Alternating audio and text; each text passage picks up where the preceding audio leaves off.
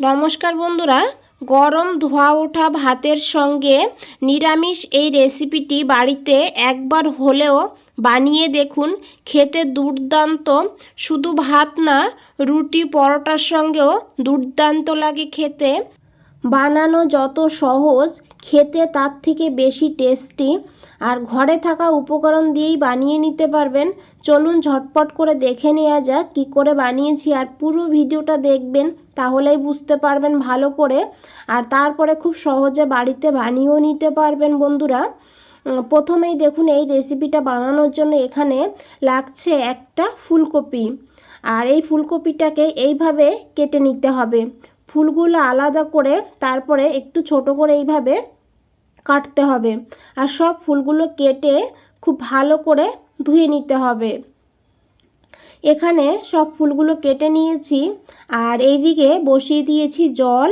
জলটা দেখুন ফুটতে শুরু করে দিয়েছে। আর এই জলে দিয়ে দিয়েছি হাফ চামচ লবণ।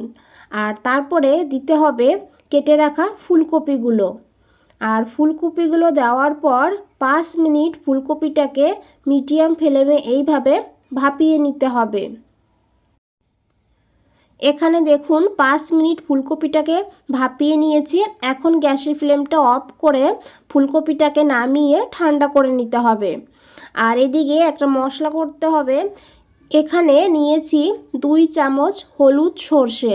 হলুদ সর্ষে যদি না থাকে তাহলে 1 চামচ কালো সর্ষে দিয়ে দেবেন। আর দিতে হবে 1 চামচ পোস্ত। আর দিতে হবে 1 চামচ সাদা তিল। আর এখানে দিতে হবে 2 চামচ নারকেল কোড়া। এখানে আমি শুকনো নারকেল ব্যবহার করেছি, আপনারা কিন্তু ফ্রেশ নারকেলও নিতে পারবেন। আর তারপরে দিয়ে দিতে হবে 1 চামচ কাজু বাদাম। আর দিয়ে দিতে হবে টেস্ট হিসাবে কাঁচা লঙ্কা। আর দিতে হবে এখানে হাফ চামচ লবণ।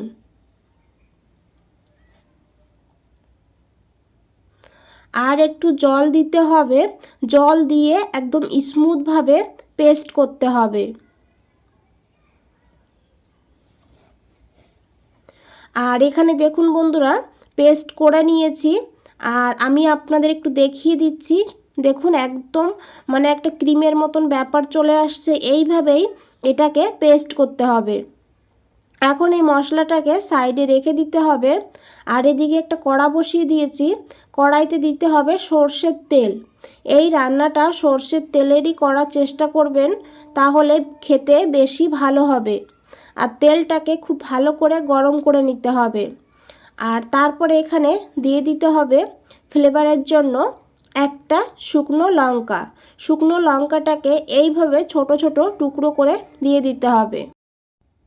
এইভাবে ছোট ছোট করে ছিঁড়ে দিলে তাহলে এই লঙ্কার ফ্লেভারটা খুব ভালোভাবে এই তেলের ভেতরে চলে আসবে।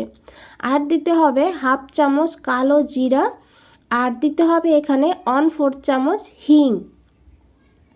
আর এখন কিছু সময় এই লঙ্কাটাকে একটু ভেজে নিতে হবে, সুন্দর একটা গন্ধ বের হওয়া পর্যন্ত। দেখুন বন্ধুরা, এখানে লঙ্কার কালার চেঞ্জ হয়ে গিয়েছে। আর এখন এখানে দিয়ে দিতে হবে বেটে রাখা মশলাটা। বন্ধুরা, রেসিপিটা যদি একটু ভালো লেগে থাকে একটা লাইক করে দেবেন। আর নতুন বন্ধুদের বলছি, এখনও চ্যানেলটা সাবস্ক্রাইব করে না রাখলে চ্যানেলটা সাবস্ক্রাইব করে পাশে থাকুন আর আমাকে এগিয়ে যেতে সাহায্য করুন।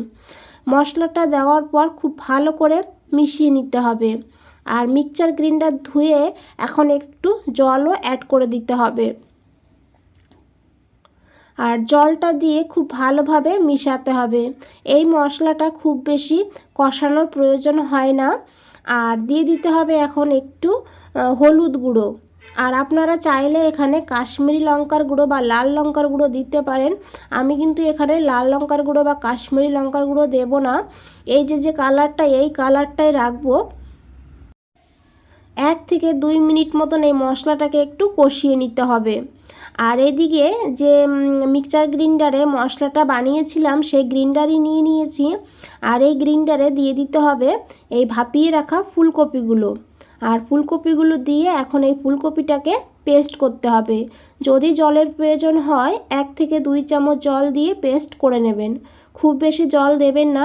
দেখুন বন্ধুরা, এইভাবেই ফুলকপিটাকে বাটতে হবে।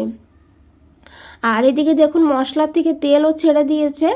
এখন এই মশলার ভেতরে দিয়ে দিতে হবে বেটে রাখা ফুলকপিটাকে।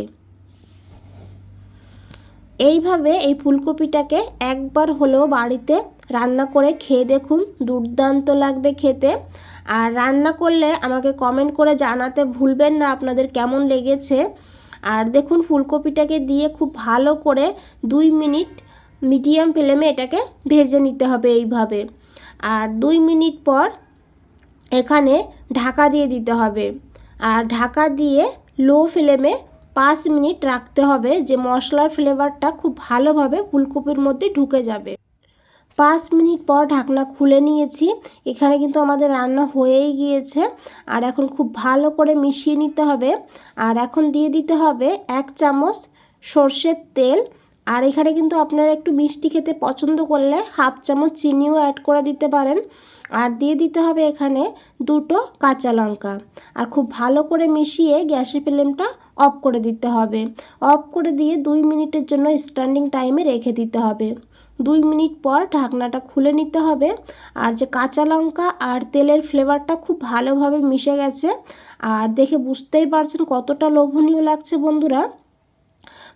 আজ তাহলে এই পর্যন্তই। ফিরে আসছি নতুন কোনো রেসিপি নিয়ে। আপনাদের এই সময়টুকু দেওয়ার জন্য অনেক অনেক ধন্যবাদ।